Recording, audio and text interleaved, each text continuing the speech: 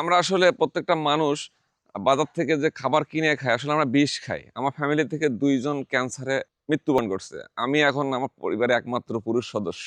আমার বাবা ক্যান্সারে মারা গেছে, ভাইও ক্যান্সারে মারা গেছে। তো আমরা আসলে টাকা দিয়ে বিষ কিনে খাই। তো এই বিষ খাওয়ার থেকে আমরা রক্ষা পেতে আমরা নিজেরা চাষ করে খেতে পারি। বাড়ির আশপাশের যেটা পরিত্যক্ত জায়গা পড়ে থাকে, এগুলোতে আপনি সবজি চাষ করে বিভিন্ন আপনি খেতে পারেন। যেটাতে আপনার পুষ্টির চাহিদাও পূরণ হবে। পাশাপাশি আপনি কীটনাশক থেকে অন্তত মুক্ত থাকলেন। আমার এখানে সবজির মধ্যে আছে ধরেন বোম্বাই মরিচ, ক্যাপসিকাম, বেগুন, টমেটো, মরিচ, করলা, পেঁপে। সবজি জগতের সবকিছুই কম বেশি আমার কাছে আছে। কিছু বড় পরিসরে আছে, কিছু অল্প পরিসরে আছে। মূল সমস্যা হচ্ছে বীজ। বীজ থেকে চারা করতে হয়তো ১ম এই আমরা সেই বীজগুলো হয়তো জার্মিনেশন হয় নাই, ভালো ফোটেনি। যার কারণে আর্থিকভাবে ক্ষতিগ্রস্ত হই। আমরা সবজিগুলো করি হচ্ছে আপনার ভার্মি কম্পোস্ট। আমার নিজস্ব ভার্মি কম্পোস্ট প্রজেক্ট আছে। কোকোপিটের মাধ্যমে ট্রেতে সবজির চারা উৎপাদন করি। আর যেগুলো আছে ধরেন আমি খুব বেশি কিছু উৎপাদন করি না। চুই ঝাল, সবজি আইটেমের চারাগুলান এ ধরেন আর হচ্ছে ১২ মাসে কিছু ফল আমি উৎপাদন করি। আগে এটা খেতে পাচ্ছি নিজে উৎপাদন করে। ধরেন আমি এখন যদি ১ কেজি স্ট্রবেরি বাজার থেকে কিনে খেতে যাই, ৳৬০০ দর আছে। ন্যূনতম ৳৬০০ থেকে ৳৫০০ এখন বাজার দর চলছে।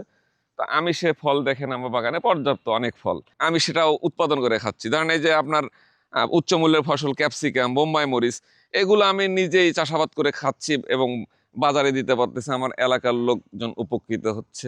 জৈব সার এবং জৈব বালাইনাশক এর মাধ্যমে আমরা করতেছি।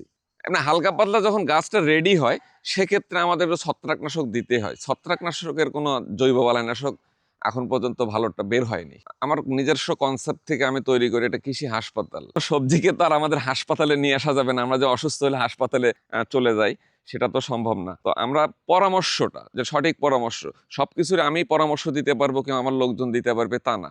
আমরা যেটা পারি না, সেটা আমরা কৃষি সম্প্রসারণ আছে, কৃষি গবেষণা আছে, তাদের কাছে সহযোগিতা নিয়ে আমরা সঠিক তথ্যটা কৃষকের কাছে পৌঁছে দেওয়ার যে দায়িত্ব সেটা আমরা তুলে নিয়েছি। এটা সম্পূর্ণ বিনামূল্যে। ১ম দিকে অনেকে তাচ্ছিল্য সুরে দেখলেও পরবর্তীতে যখন দেখে যে না আমি এটা করতেছি, ভালো করতেছি, তখন অনেকে আমার কাছে এসে পরামর্শ নিচ্ছে। আমি তাদেরকে বিনামূল্যে পরামর্শ দিচ্ছি। তাদের জমিতে গিয়ে দেখায় দিচ্ছি।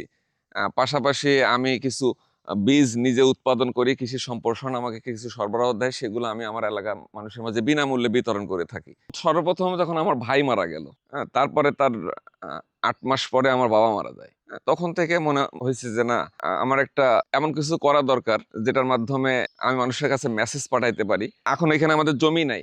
আমরা গাছে বোতল লাগাইছি। গাছগুলোকে বোতল লাগায় আমাদের জায়গার দরকার। তো এভাবে আমি যে এটা দেখে একজন বাসায় গিয়ে করলে সে উপকৃত হবে। আমার এটা দেখে গিয়ে একজন করলো, সে উপকৃত হবে। এতে হাঁস আছে ১০০, আপনার পাহাড়ি মুরগি আছে। আমি যে এই মুরগিটাকে আমরা বাণিজ্যিকভাবে করার চেষ্টা করতেছি। তা বাবার দেখানো পথে এখন আমি হাঁটতেছি। উনার অনুপ্রেরণাতে এখানে আসা আসলে। আমি এটা কোনোদিন ভাবিও নাই যে আমার চাষ করা স্ট্রবেরি খাবো, ক্যাপসিকাম খাবো, লেটিস পাতা খাবো, ধরেন আখ চাষ করে খাবো। না অনেকে তো পাগল মনে করতো যে এগুলো পাগলামো ছাড়া কিছু না। আমার এই বাগানে একসময় যত্রতত্র আপনার গাছ লাগানো ছিল। আমার বাবা মৃত্যুর সময় তার ব্যাংকে কিছু টাকা পয়সা রেখে যায়। তো সেগুলোরও কিছু অংশীদার আছে। তাদেরকে দিয়ে আমি যৎসামান্য টাকায় আমার কাছে ছিল। ৩ লাখ, ৳৩.৫ লাখ মতো আমার কাছে ছিল। সেটা দিয়ে সর্বপ্রথম আমি শুরু করি। কিন্তু ১ম এ আমি বীজের পিছনে অনেক টাকা ধ্বংস হয়ে যায়। তারপরে আমার নিজের নামে ২.৫% জমি ছিল। সেই জমিটা আমি বিক্রি করে দেই মাত্র ৳৭৫,০০০ দিয়ে সেখান থেকে আজকে আলহামদুলিল্লাহ এই অবস্থা। এখন আলহামদুলিল্লাহ এখানে আমি প্রতিদিন চোখ বন্ধ করে থাকলেও ৳১,০০০, ৳১,২০০, ৳১৫০০ রোজগার আছে আলহামদুলিল্লাহ।